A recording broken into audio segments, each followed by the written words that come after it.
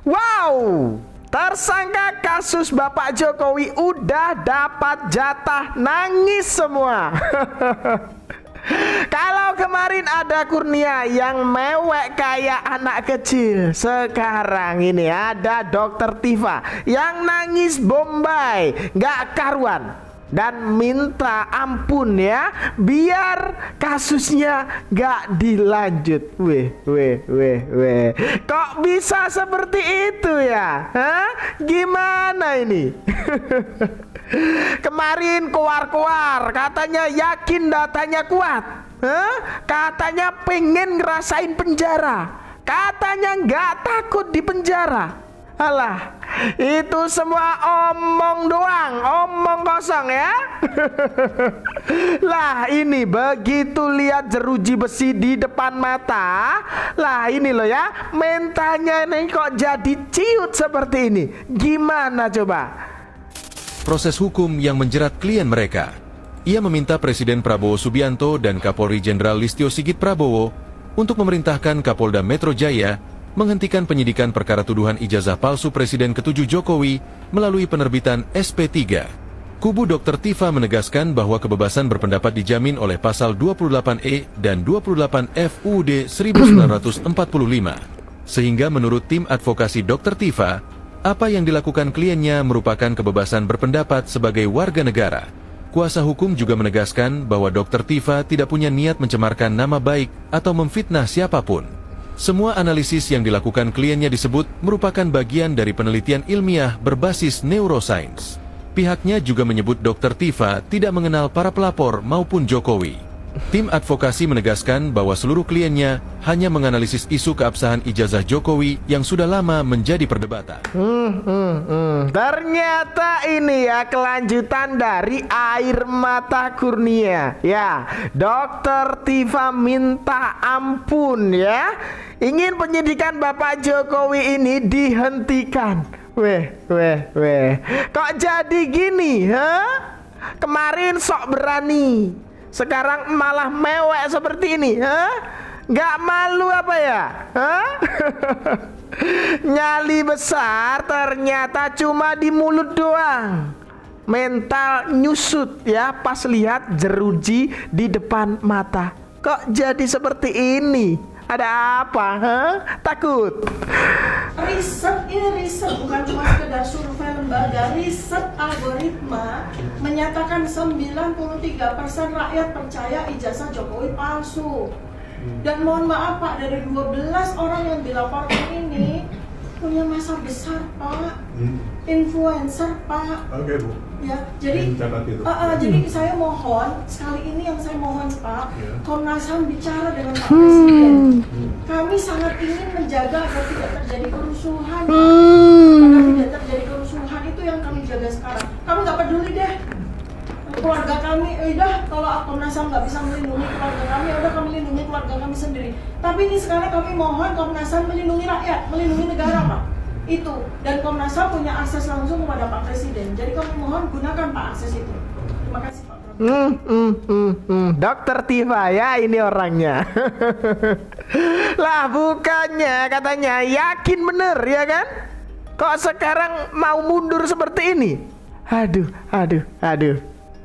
Ternyata ya keberanian mereka ini cuma kuat pas di kamera aja ya kan.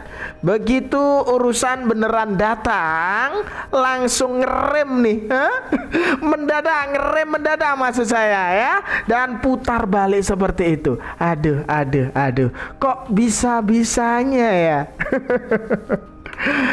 Breaking news. Dokter Tipung minta penyelidikan kasus ijazah Jokowi dihentikan. Ini alasannya. Kenapa menyerah?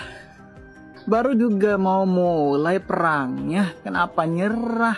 Cemen itu mah mental pengecut, mundur sebelum bertarung. Aduh, gimana perasaan para pendukungmu? Anak-anak kecewa berat mereka.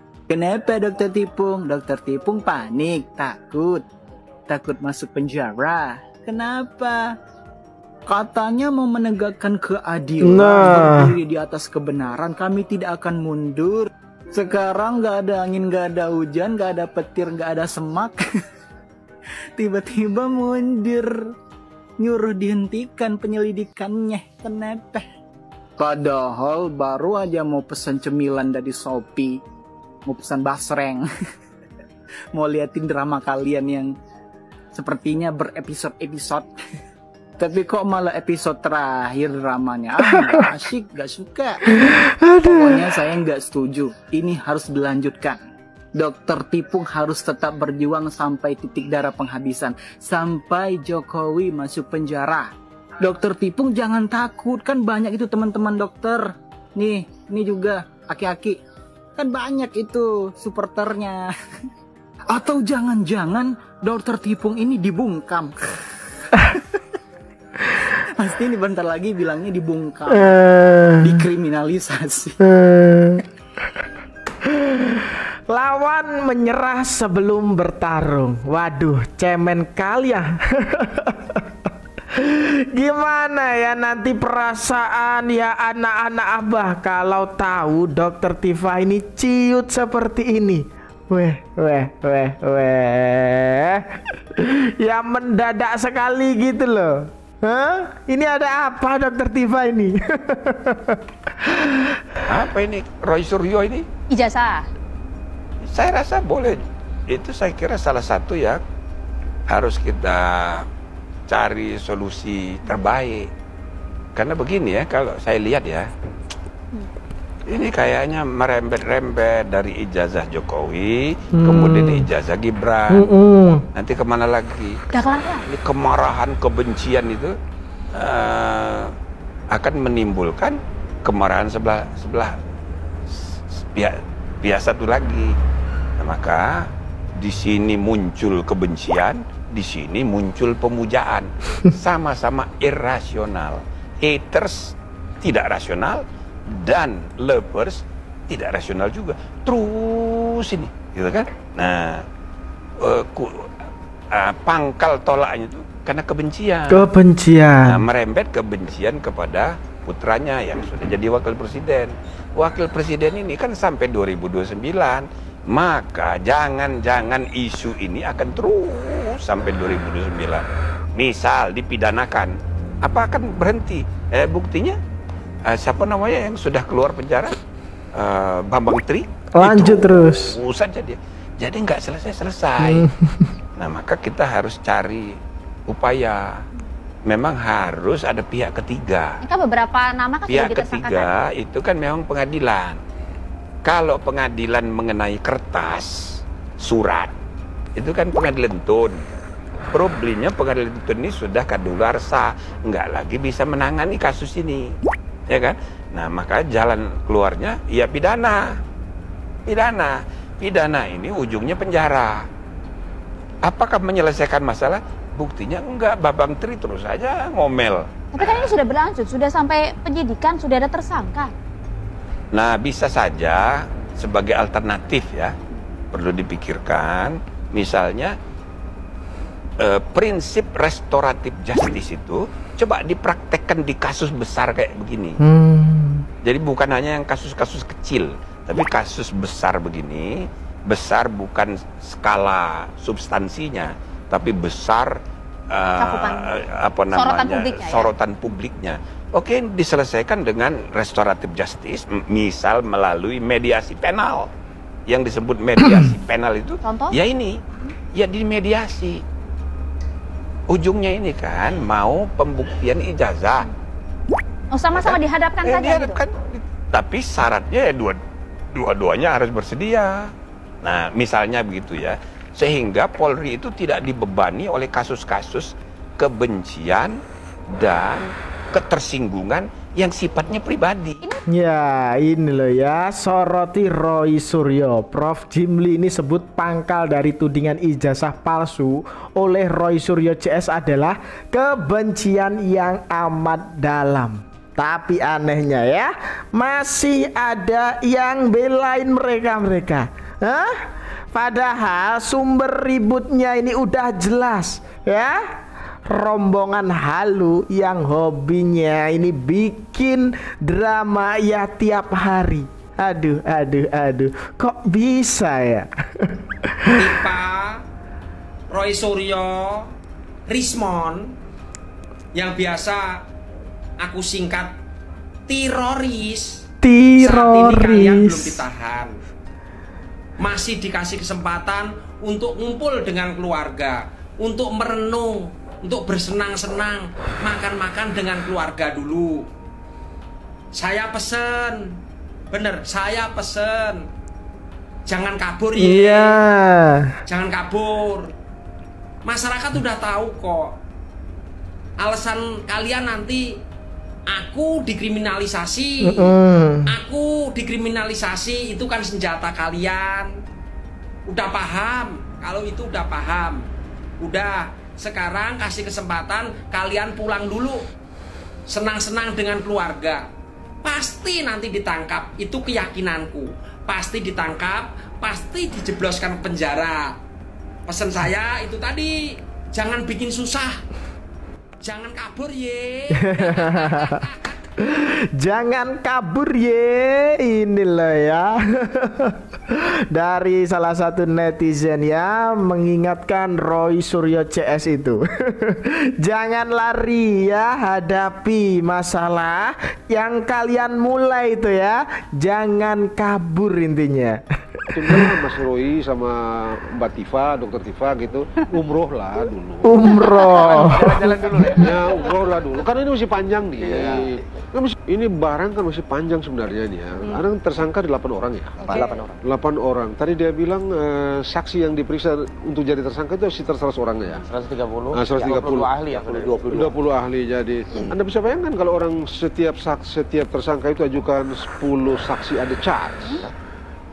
Maka ada 80 saksi. Itu ada charge, katakanlah fakta.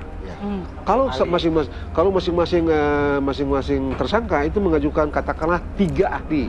Kali berapa tuh? Kali 8, dapat 24. Ada 104 orang. 104 orang itu bisakah itu diselesaikan pemeriksaan dalam waktu 3 bulan? Tampaknya nggak mungkin. Bisa berbulan-bulan. Bisa berbulan-bulan. Sehingga masih panjang ini barang. Masih panjang. Sempat saya pikir gini, ya sudah saya bilang kayak Mas Kosim bilang lah, Mas Roy sama Mbak Tifa, Dokter Tifa gitu, umroh lah dulu. Jalan-jalan dulu ya. Ya umroh lah dulu. Karena ini masih panjang nih. Kan masih panjang gitu ya. Lalu Pak Roy kita umroh dulu Pak Roy. Umroh dulu ya, sholat di Masjidil Haram kan, di Ka'bah gitu ya, berdoa di situ agar jalan ini lempang gitu kan, dicerahkan segala macam gitu. Ya, tenang aja, masih panjang ini barang ini. Ya, ini ada Margarito Kamis ini menyarankan untuk Roy Suryo CS ini untuk umroh dulu ya. Karena waktu masih panjang. Jadi bisa berdoa di Masjidil Haram dan bisa berdoa di depan Ka'bah ya, agar jalan mereka itu dimudahkan. Ya ampun ya, sampai disuruh ibadah dulu ya, biar sadar gitu loh mereka. Tapi emang mereka itu bisa sadar ya Bapak? Perempuan ini hanya karena ingin menegakkan kebenaran mau dipenjara. Apakah Pak Joko Widodo ikhlas melihat saya di penjara tanpa beliau menunjukkan ijazahnya? Lalu apakah beliau harus menunggu saya, seorang ibu rumah tangga sederhana, seorang perempuan dengan anak-anak, harus dipenjara juga? Memang kemarin ada Kurnia ya yang nangis. Ya sekarang ganti Dokter Tifa yang mewek seperti ini. Hah? Emang ya kalau udah mepet mau dipenjara gitu, ya baru minta tolong kepada Bapak Jokowi. Konyol bener emang ya. Konyol sih ini. Masa bilang juga kalau dia ini seorang ibu rumah tangga, masa harus dipenjara katanya. Aduh. Ya kalau udah salah masa nggak boleh dipenjara toh Bu? Hah? Jelas ini ketakutan banget kan Dokter Tifa ini. Aduh. transformasi Jokowi dari masa muda hingga sekarang. Secara kasat mata di mana letak perbedaannya? Weh, ini.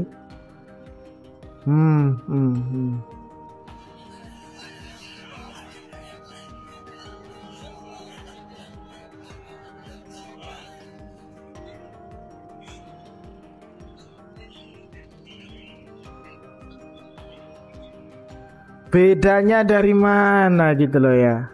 Hah? Jelas-jelas seperti ini.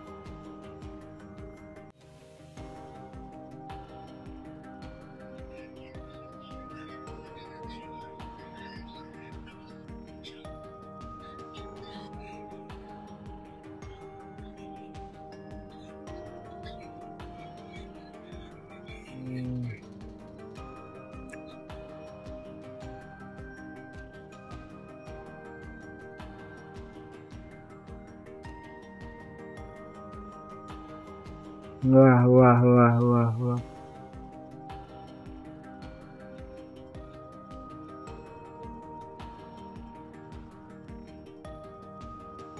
Dari tahun ke tahun ya.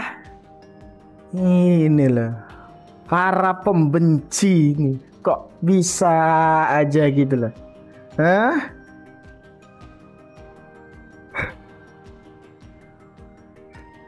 Heran emang ya.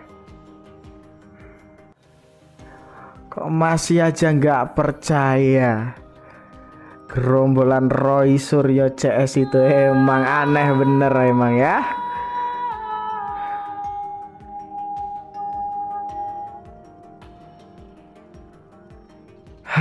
Aduh.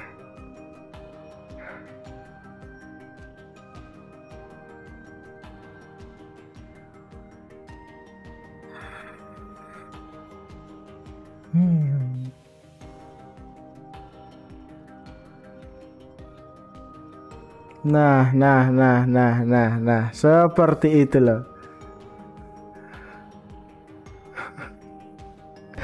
Ya, emang kalau dari awal sudah nggak percaya sama Bapak Jokowi, ya pasti ya seperti ini, salah terus pokoknya. Hah?